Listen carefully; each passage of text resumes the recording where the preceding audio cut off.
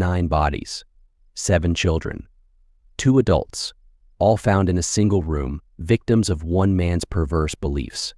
The Marcus Wesson case stands as a horrifying example of unchecked abuse and manipulation. What twisted logic could drive a father to such unspeakable acts? How did he maintain control over his family for decades? In this video, we'll unravel the dark psychology behind one of America's most shocking family massacres. Marcus Wesson's childhood was far from ordinary, setting the stage for a lifetime of manipulation and control. Born into a family plagued by violence and religious fanaticism, Wesson's early years were marked by a volatile mix of fear and indoctrination that would shape his twisted worldview. Wesson's father was an alcoholic with a violent streak, creating an atmosphere of unpredictability and danger within the household. This constant threat of physical abuse left young Marcus in a perpetual state of anxiety, always on edge and desperate to avoid his father's wrath. In stark contrast, Wesson's mother was a religious zealot who clung to her faith with an intensity that bordered on obsession. Her extreme beliefs and rigid adherence to religious doctrine became the foundation for Marcus's warped understanding of spirituality and authority. Growing up in this environment, Wesson learned early on that power could be wielded through fear and manipulation. He observed how his father's outbursts kept the family in a state of constant submission, while his mother's religious fervor provided a framework for unquestioning obedience. These dysfunctional family dynamics became the blueprint for Wesson's own methods of control in his adult life. As a child, Marcus began to display early signs of his need for dominance and authority. He would often engage in games where he cast himself as a preacher, leading his imaginary flock with the same uncompromising control he witnessed at home. This role-playing wasn't just innocent child's play, it was a disturbing preview of the manipulative tactics Wesson would later employ to subjugate his own family. Wesson's understanding of faith and obedience became increasingly twisted as he grew older. He saw religion not as a source of comfort or moral guidance, but as a powerful tool for control. In his mind, faith became synonymous with unquestioning loyalty, and obedience was the ultimate virtue. This perversion of religious principles would later form the cornerstone of his own cult-like family structure. As Wesson entered adulthood and began his military service, the groundwork was laid for a lifetime of manipulation and abuse. The strict hierarchy and regimented lifestyle of the military would only serve to further cement his belief in absolute authority and the power of unquestioning obedience. Little did anyone know that these experiences were merely the prelude to the dark and twisted family empire Marcus Wesson would soon begin to build. Wesson's time in the military was over, but his quest for absolute control was just beginning. How does a man with such a warped worldview go about creating a family? The methods Wesson employed were as cunning as they were cruel, and would lay the groundwork for years of abuse to come. Marcus Wesson's path to building his twisted family empire began with Rosemary May Torrena, a married woman with whom he became involved. Their relationship quickly resulted in the birth of a son named Adair. However, Wesson's true intentions soon became clear as his attention shifted to a far more vulnerable target, Rosemary's 8-year-old daughter, Elizabeth. Wesson's manipulation of Elizabeth began immediately, setting the stage for years of abuse and control. He told the young girl that her mother had given him permission to marry her, a blatant lie designed to isolate Elizabeth from her family and cement his authority over her. This false marriage, though unofficial, marked the beginning of Wesson's reign of terror over Elizabeth's life. In a calculated move to further isolate his young victim, Wesson separated Elizabeth from her mother and half-brother. He moved away with Elizabeth, leaving Rosemary and Adair behind. This physical separation served to cut Elizabeth off from any potential support system, making her entirely dependent on Wesson for her emotional and physical needs. Wesson's control extended to every aspect of Elizabeth's life, including her education and social interactions. By keeping her isolated and uneducated, Wesson ensured that Elizabeth remained ignorant of the outside world and unable to question his authority. This lack of education and worldly experience made Elizabeth even more susceptible to Wesson's manipulation, as she had no frame of reference to understand the abuse she was enduring. The family's living conditions were deliberately unstable and isolating. Wesson moved his growing family between various makeshift homes, including a shack without basic amenities, a tugboat, and even an army tent in the woods. These unconventional and often primitive living arrangements served a dual purpose. They kept the family hidden from prying eyes, while also reinforcing their dependence on Wesson for survival. As Elizabeth bore more children, Wesson's control over the family only tightened. He employed brutal physical punishment to maintain his authority, reportedly using a baseball bat to discipline family members who dared to question him. This environment of constant fear and violence ensured that no one in the family would challenge Wesson's rule or seek help from the outside world.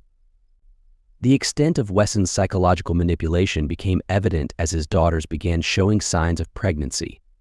In a shocking display of his power over the family, Wesson convinced the boys that their sisters had been artificially inseminated. The fact that this absurd explanation was accepted without question illustrates the depth of indoctrination within the family unit. Wesson's tactics of isolation, manipulation, and abuse are tragically common in cases of long-term family violence and cult-like dynamics. By cutting off access to education, outside relationships, and alternative sources of information, abusers like Wesson can create a closed system where their word becomes the only reality their victims know. As Wesson's family continued to grow, so did his twisted sense of control and entitlement. The isolation and abuse that began with Elizabeth would soon extend to the next generation, creating a cycle of trauma that seemed impossible to break. With each passing year, Wesson's grip on his family tightened, setting the stage for the unthinkable horrors that were yet to come. In the isolated world Wesson created, a new religion was taking shape, one with him at its center. But this wasn't just any cult, it was a belief system designed to rationalize the unthinkable. What happens when a man declares himself a vampire god, and his family has no choice but to believe? Marcus Wesson's control over his family extended far beyond physical and emotional manipulation. He crafted an intricate web of bizarre religious beliefs, positioning himself as the ultimate authority, a self-proclaimed vampire god. This twisted ideology combined elements of Seventh-day Adventist teachings with Wesson's own disturbing doctrines, creating a unique and dangerous belief system that justified his abusive behavior and incestuous relationships. Wesson's teachings centered around the idea that he and his family were like vampires, but with souls. This concept allowed him to rationalize his actions, portraying them as part of a divine plan rather than the horrific abuse they truly were. He convinced his children that submitting to his sexual advances was a form of training to prepare them for their future husbands. This perverse logic trapped his victims in a cycle of abuse, making them believe that their suffering was not only normal but necessary. The extent of Wesson's control over his family's beliefs and behaviors was staggering. He created an environment where questioning his authority was unthinkable, and his word was considered absolute law. This cult-like atmosphere was maintained through a combination of isolation, indoctrination, and fear. Cut off from the outside world and deprived of alternative sources of information or support, Wesson's family had no choice but to accept his warped reality as truth. Wesson's use of religion to justify his actions is a classic tactic employed by cult leaders and abusers. By intertwining his desires with supposed divine mandates, he created a framework where resistance to his will was equated with disobedience to God. This manipulation of faith not only allowed him to continue his abuse unchallenged, but also instilled a deep sense of guilt and obligation in his victims, making it even harder for them to contemplate escape or rebellion. The psychological techniques Wesson employed mirror those used in cults around the world.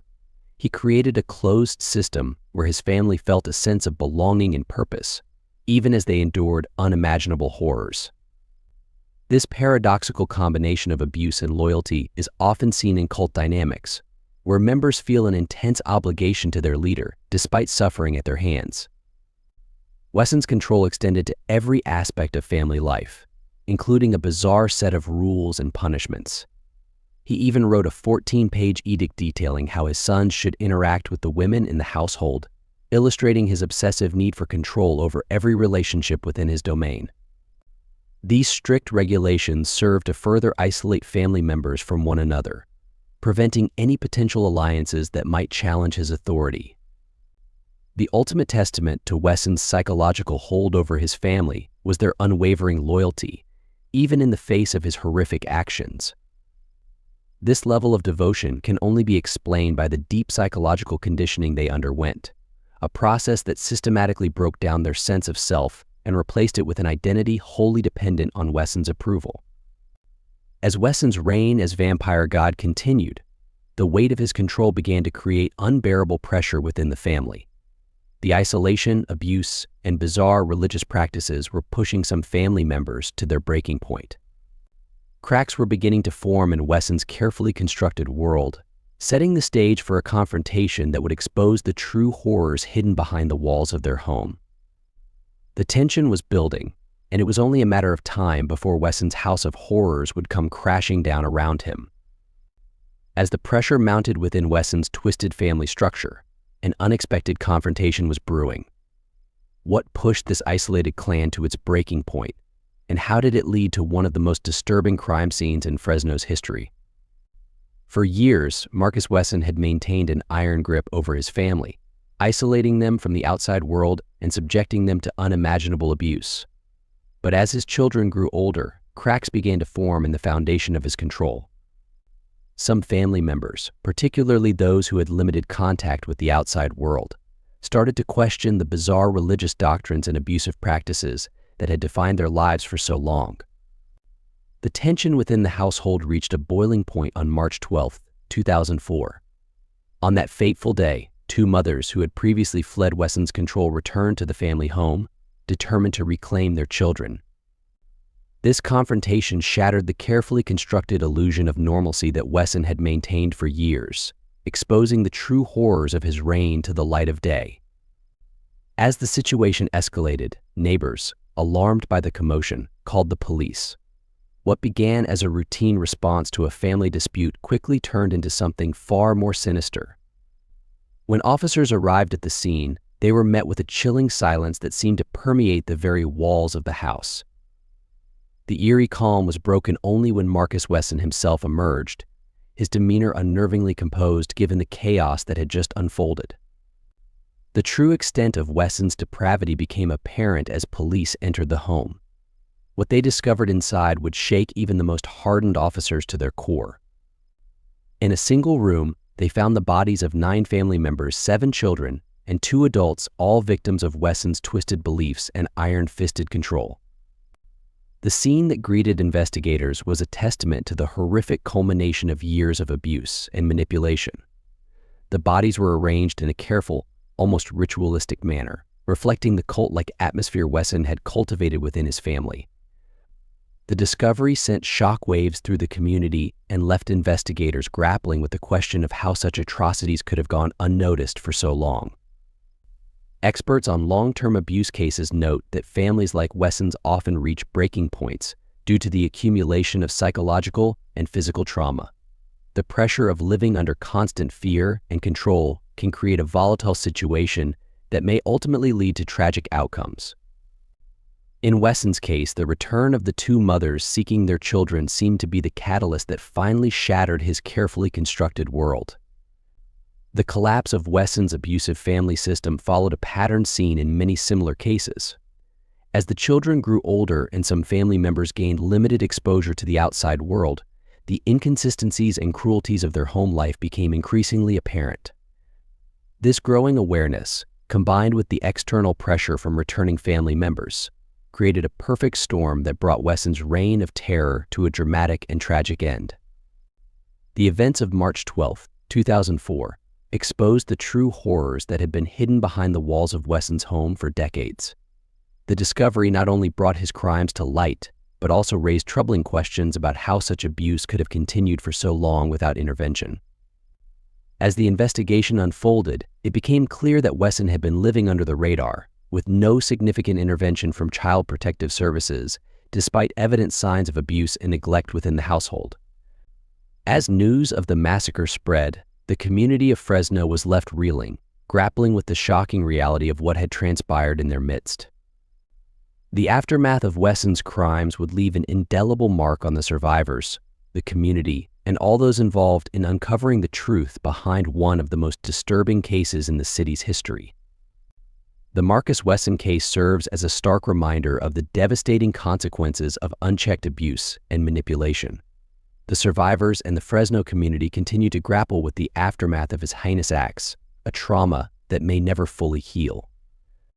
This tragedy underscores the critical importance of recognizing and reporting signs of abuse. We all have a responsibility to be vigilant and take action when we suspect something is amiss. Educating ourselves on the warning signs of abuse and familiarizing ourselves with local reporting resources can make a life-saving difference. Remember, intervention in cases of suspected abuse isn't just a moral obligation, it's a societal imperative. By speaking up and taking action, we can help prevent future tragedies and protect the most vulnerable members of our communities. The horrors of the Wesson case should serve as a catalyst for change, inspiring us all to be more aware, more involved, and more willing to take a stand against abuse in all its forms.